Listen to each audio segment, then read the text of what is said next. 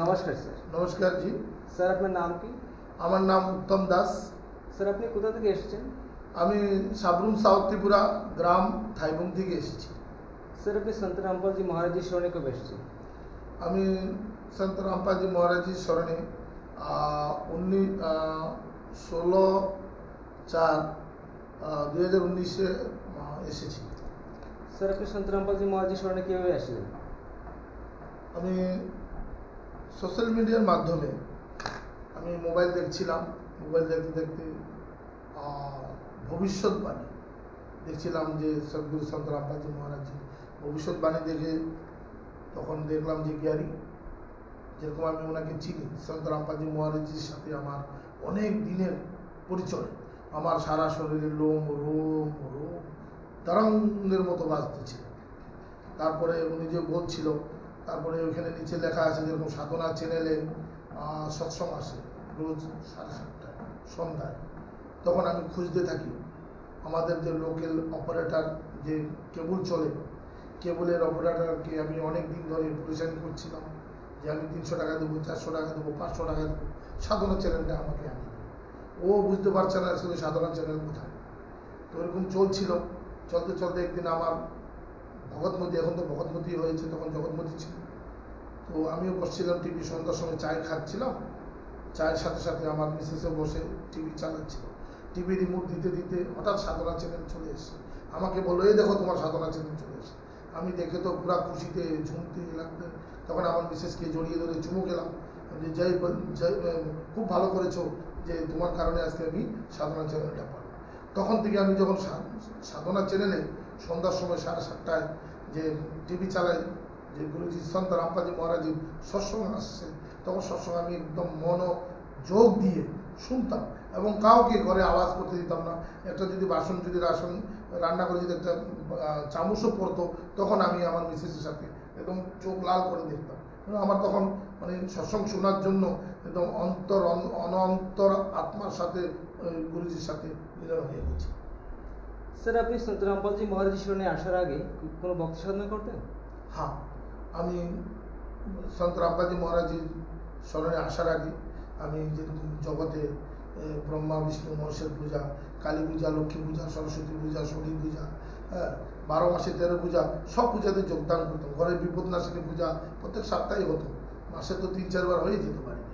তারপরে আমি জয়রাম থেকে মানে ওই রাম ঠাকুর থেকে নাম দীক্ষা প্রাপ্তি করেছিলাম। স্যার সন্ত রামপালজি মহারাজের স্মরণে আসার আগে যে ভক্তি সাধনা করতেন, তো সেই ভক্তি সাধনা করে আপনার কি কি লাভ হয়েছে? লাভ তো ওরকম কিছু হয় নাই, কেন কি তখন তো যাই কামাইতাম, টাকা পয়সা ইনকাম করতাম, আমার কিছুই বাঁচত না। তো আমি অনেক বছর ধরে বাড়ির বাইরে বাইরে থাকতাম কামাবার জন্য। তো তখন তো আমি এমন অবস্থা ছিল যে রেগুলার যে মাস পুরালে যে ঘর ভাড়া কোথার থেকে দেবো, তারপরে রেশন কীভাবে আনবো, ছেলের স্কুল ফিস কীভাবে দেবো, ওই একটা টেনশন থাকতো। ইনকাম সোর্স তো আর্থিক অবস্থা ভালো ছিল না, প্লাস মানসিকতা কোনো কিছু ছিল না, ঘরের মধ্যে অশান্তি, মিসেসের সাথে ঝগড়াঝাটি লেগেই থাকতো, কোনো সুখ ছিল না। স্যার সন্ত রামপালজি মহারাজের স্মরণে আসার পরে আপনার কি কি লাভ হয়েছে? সন্ত রামপালজি মহারাজের স্মরণে আসার পরে তো আমাদের সবচেয়ে বড় লাভ হলো যে আমি মোক্ষের রাস্তা পেলাম।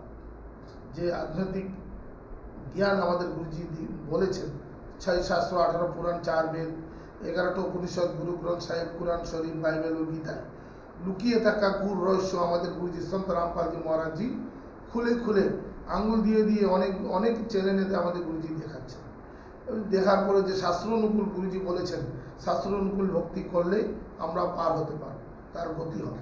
তো ওইটাই সদ্গুরু সন্ত রামপালজি মহারাজজির স্মরণে আসার পরে এই সদ্ভক্তির মার্গ পেলাম। দ্বিতীয়ত আমার ইনকাম সোর্স, আর্থিক অবস্থা খুব ভালো হয়ে গেছে।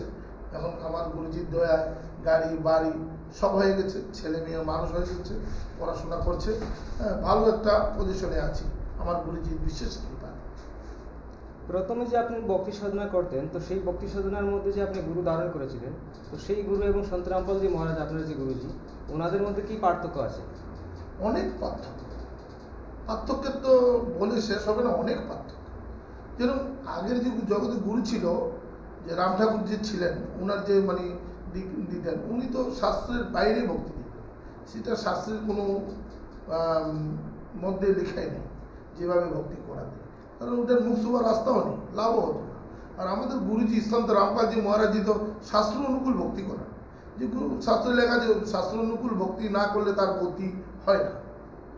কোন শাস্ত্রতে লেখা আছে সন্ত রামপালজি মহারাজ যে শাস্ত্র অনুকূল ভক্তি করেন, সেটা আপনি বলতে পারেন? হ্যাঁ, অবশ্যই বলতে পারবো। বললাম তো 6 শাস্ত্র 18 পুরাণ 4 বেদ 11টা উপনিষদ, গুরু গ্রন্থ সাহেব, কুরআন শরীফ ও বাইবেল। ভগবানকে উনি বলেছেন, ভগবানকে পূর্ণ পরমাত্মাকে ওনাকে পাওয়ার বিধি কি, তাকে পাওয়ার পরে সত্য তত্ত্বদর্শী গুরুকে, তো সব কিছু তত্ত্বদর্শী গুরু এখন সন্ত রামপালজি মহারাজ 21টা প্রমাণ করতে আছে যে তত্ত্বদর্শী গুরু গীতা জ্ঞানদাতা বলেছে অর্জুনকে যে অর্জুন তুই যদি মুখ লাগে, যদি পাপ থেকে বাঁচতে হয় তাহলে তত্ত্বদর্শী গুরু খোঁজ কর, যে বর্তমান এখন সন্ত রামপালজি মহারাজ। ওনার থেকে সাধনা বিধি নিলে তখন এই সৎকাণ্ড সনাতন পরম ধাম যেতে পারবো, যেখানে যাওয়ার পরে সাধকের মৃত্যু লোকে আর ঘুরে আসতে হয় না। যারা সন্ত রামপালজি মহারাজের কাছ থেকে নাম দীক্ষা নিতে চায় তাদের উদ্দেশ্যে আপনি কি বলতে চান, তারা কিভাবে নাম দীক্ষা নিতে পারে? তাদের তো সেইটাই বলতে পারবো যে সদ্গুরু সন্ত রামপালজি মহারাজজি নাম দীক্ষা নেওয়ার জন্য তো অনেক গুরুজি দয়া অনেক বিভিন্ন চ্যানেল খোলা আছে, অনেক সহজ উপায় করে দিয়েছে। প্রত্যেক দেশে রাজ্যে মানে যেখানে যারা যেখানে যেখানে আছেন ওনাদের নজদিকে আমাদের গুরুজির দয়ায় 600 650 নাম্বার সেন্টার আছে। আর যে আমাদের গুরুজি যে প্রোগ্রাম চলে, প্রোগ্রামের নিচে পিলাপিটি চলে, হলুদ রঙের একটা পট্টি চলে, ওটাতে নাম্বার দেওয়া আছে। যারা নেওয়ার ইচ্ছা আছে এবং কি ফ্রি বই পুস্তক যেরকম জ্ঞান গঙ্গা, গীতা তোমার জ্ঞান অমৃত, জীবনের পথ, ওগুলো বই আপনারা ফ্রিতেও নিতে পারেন।